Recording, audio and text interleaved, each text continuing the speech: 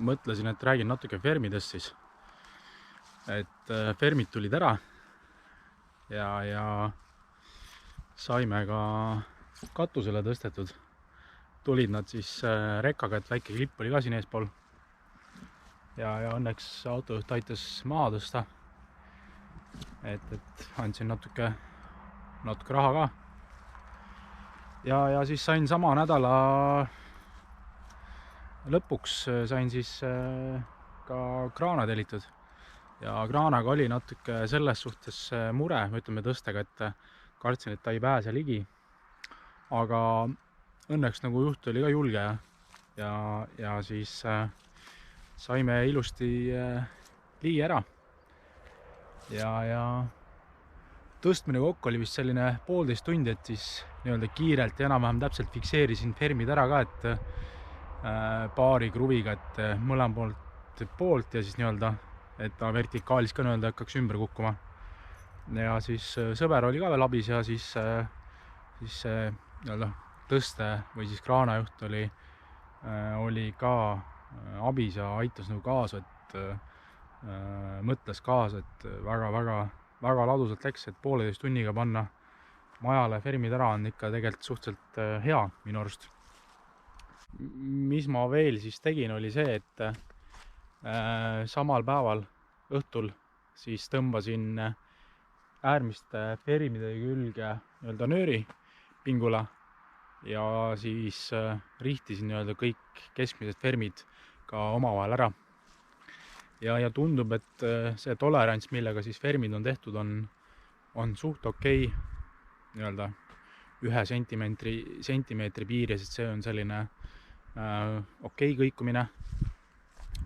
Ja praegu tundub, et nii-öelda kõik on ilusti ühe joone peal ja olen ise ka rahul. Ja millega ma siis järgmine päev tegelesin, oli siis see, et nii-öelda rihtisin neid niipidi loodi ja panin natuke tugevamad siis nii-öelda kinnitused, et sealt võib-olla ülevalt poolt on näha, on selline üks bruss jookseb. Enne kui mul oli nii-öelda laud laua haaval pandud, sest kui sa tõstad, siis muidu oleks see pikk bruss siis jäänud kraanal ette. Et selle olen pannud ja mis ma ka veel tegin, oli see, et kinnitasin siis ferme natuke paremini. Et ma nüüd lähen lippan üles ja siis näitan, kuidas see kinnitamine välja näeb siis.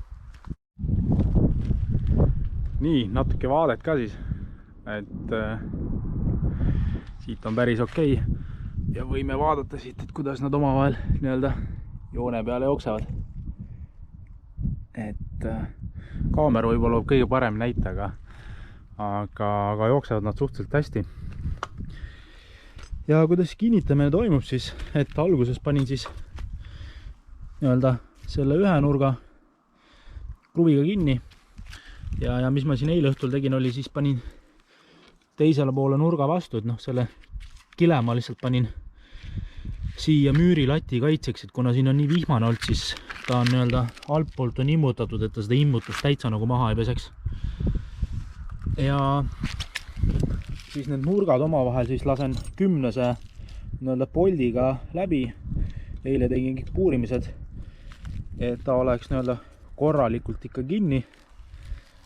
Ja need nurgad on praegu nüüd kõikidele pandud ja siis siia nii-öelda fikseerin need ankurnaeltega ära ka, et ilmselt puurin natukene väikse augu ette, et võib-olla 3-2 puuriga ja nael ise on siis 4, sest kui sa nii tihedalt neid ikkagi siia topid, siis ta võib selle brussi katki lüüa.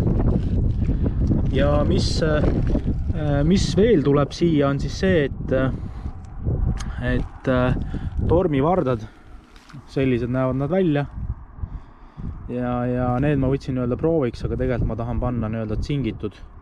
Sinna vahe on nii must, et nimetus on tal siis ehituskoba on siis võib-olla õigem nimetus.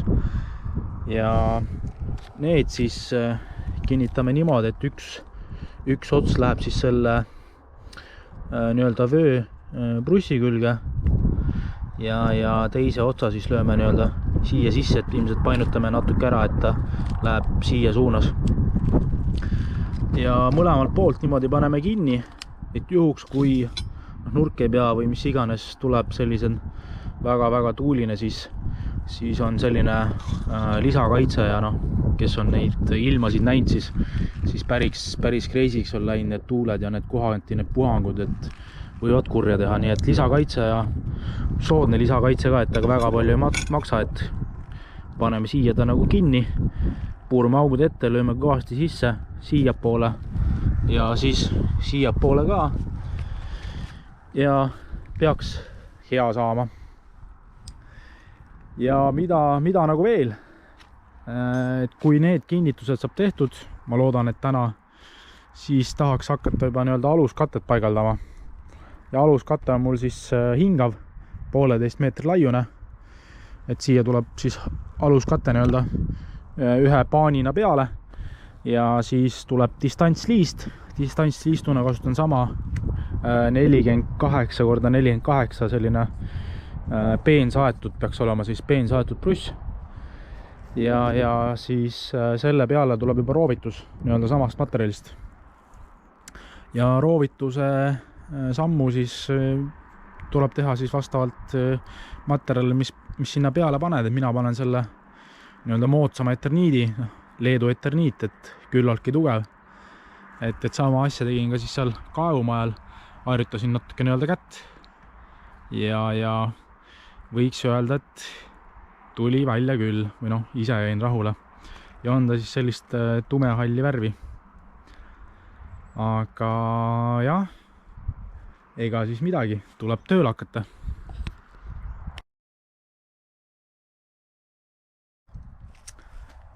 Mis ma eile veel tegin, oli see, et ostsin omale siis tööriistavöö ja siin on piisavalt taskud, et võtta siis igasugu, ma ei tea, naelu, kinnitustarvikuid, haamer, akutrell, puurotsikud, mõõdulint, mis iganes kaasa, et minu jaoks nagu täiesti piisav ja selline hea investeering, 10 eurot ainult maksis ja eile sain aru, et oleks pidanud juba ammu ostma, et kohati siin tassisin asju üles alla, üli ebamugav oli kuskil, ma ei tea, dressipükste taskus hoida, et igal juhul selle investeeringu tegin ja praegu olen üli happy, et eile siin sain paar tundi teda kasutada ja üli hea asi, et soovitan, et selline asi isegi teinekord varem ära osta, et tegi kohe nii-öelda